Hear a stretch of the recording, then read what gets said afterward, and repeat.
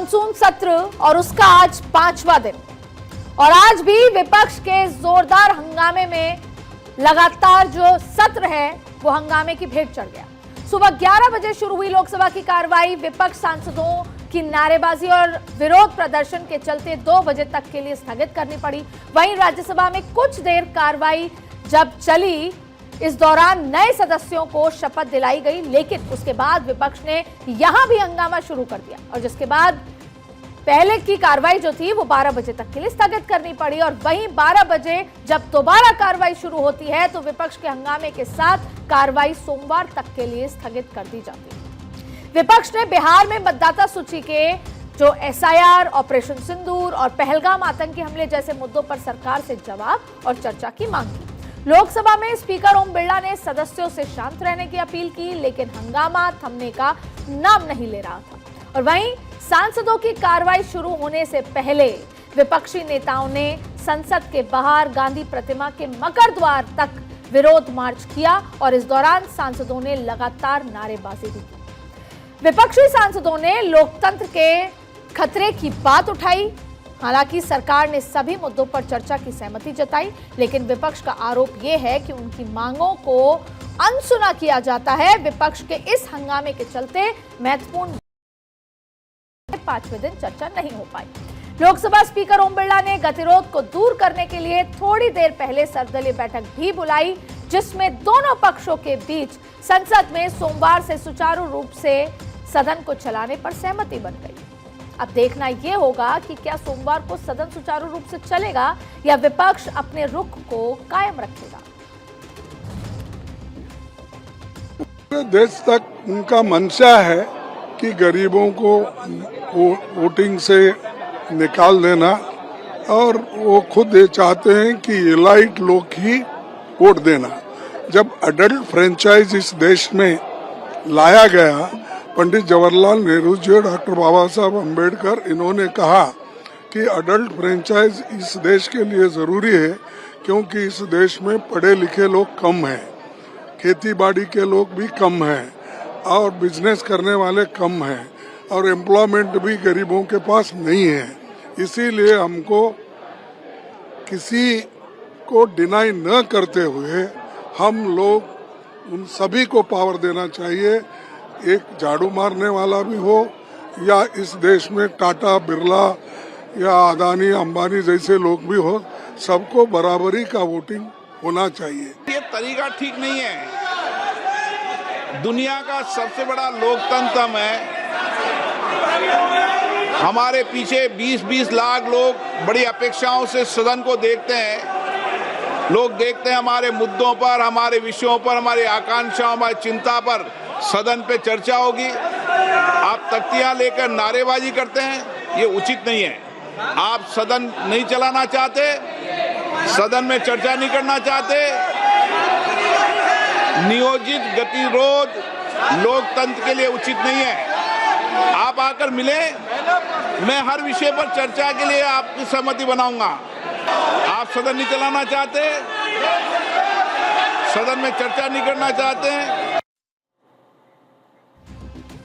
ये तमाम बातें और ये जो तस्वीरें हमने आपको दिखाई, इसका मकसद ये था कि आपको बता दें कि क्या कुछ चल रहा है। और सबसे बड़ी बात, माननीय तैयार नहीं है कि चर्चा हो, लेकिन अब जिस डेडलॉक को हम पिछले 5 दिन से देख रहे हैं उस पर कहीं ना कहीं ये देखा जा रहा है। लोकसभा स्पीकर ने ये पहल करी कि सर्वदलीय बैठक बुलाई और कोशिश है कि मंडे से चलेगा। अब आपके 2 काम की चीजें आपको बता दें।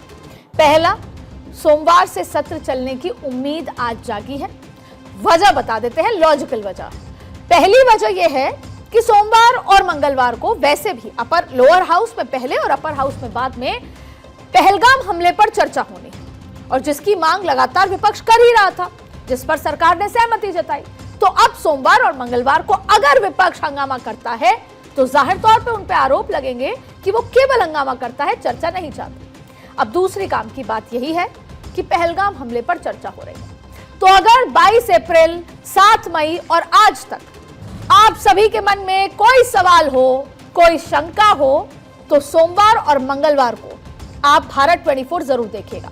वजह है कि हम लोकसभा की कार्रवाई पूरी तरीके से दिखाएंगे, जिससे सरकार का स्टैंड और विपक्ष के सवाल, विपक्ष के आरोप आपके सामने क्लियर हो और कोई भी शंका अगर आपको हो तो वो क्लियर हो जाएगी। आज मेरे साथ चर्चा में कौशल कांजी मिश्रा, प्रवक्ता बीजेपी, मौजूद है और साथ में श्याम कुमार, प्रवक्ता आरजेडी, मौजूद है। आप दोनों का बहुत बहुत स्वागत है। कौशल कांत साहब, लोकसभा स्पीकर ने आखिरकार सर्वदलीय बैठक बुला ली और विपक्ष मान गया कि एसआईआर पर फिलहाल चर्चा नहीं होगी 29 तारीख तक, जब तक सुप्रीम कोर्ट में मुद्दा है।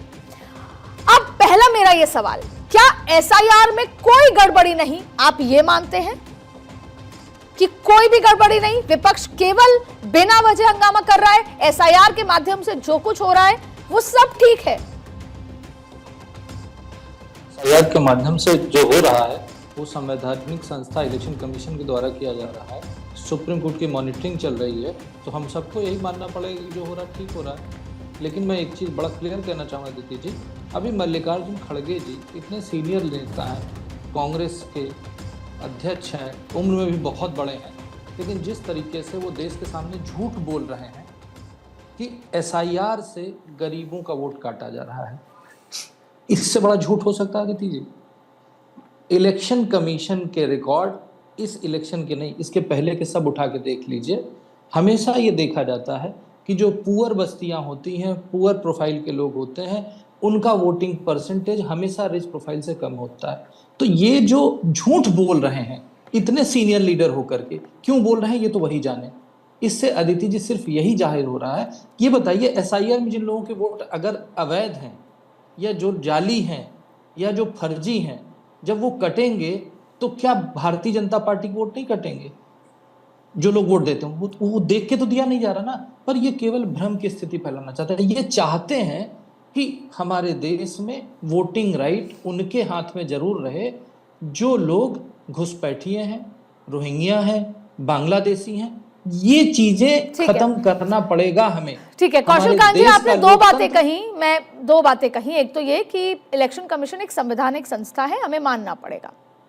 दूसरा, आपने कहा, विपक्ष के लिए कहा कि वो बिना वजह घुसपैठियों को वोट करवाना चाहती हैं। तो पहला सवाल, आपको याद होगा 2000 खड़गे की बात ज्यादा जरूरी है दीदी। Sorry, I am stopping you, but Mallikarjun खड़गे जैसा सीनियर लीडर अगर मीडिया के सामने खड़े होकर झूठ बोलेगा तो उस पर सवाल।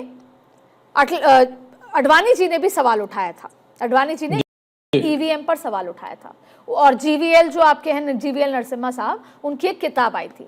क्या तब संवैधानिक संस्था नहीं थी इलेक्शन कमीशन? जब तब आपने ईवीएम पर सवाल उठाया था तब सब गड़बड़ था, अब सब सही है, लेकिन अब विपक्ष बिना वजह सवाल उठा रहा है। 2009 में जब इलेक्शन कमीशन पे सवाल उठाया गया था, उस समय की शंकाएं थी। उसके बाद इलेक्शन कमीशन ने सबको बुला करके सबको चैलेंज दिया। 2009 में इलेक्शन कमीशन हमें नहीं बुलाया था, न उन्होंने कहा था क्या करके चेक करिए, ना ही पार्टियों की मीटिंग इलेक्शन कमीशन से हुई थी। उसके बाद 2014 के बाद जब दोबारा विपक्ष ने मुद्दा उठाया तो इलेक्शन कमीशन ने हर बार चुनाव के पहले, आपको याद होगा पिछले चुनाव में 19 में, उन्होंने सारी पार्टियों को बोला था कि आपके सामने मैं वही वोटिंग मशीन दे रहा हूं, आप इसको हैक करिए, इसको टेम्पर करिए। यहाँ पर वोटिंग मशीन की बात आ ही नहीं आ देती। Please, voting machine is a separate issue. यहाँ पर एसआईआर जो हमारे कानूनी तौर पर इलेक्शन कमीशन का कॉन्स्टिट्यूशन राइट है कि हर इलेक्शन के पहले कौन सच्चा वोटर है, कौन गलत वोटर है, उसको चेक करे। और ये पहली बार नहीं हो रहा, मेरे ख्याल से आजाद भारत में कम से कम 25वीं बार हो रहा है। ठीक है कौशल जी, ईयर भी ये कब किया गया? आप ये कह रहे हैं कि 2009 में आपको इलेक्शन कमीशन ने समय नहीं दिया बातचीत करने का।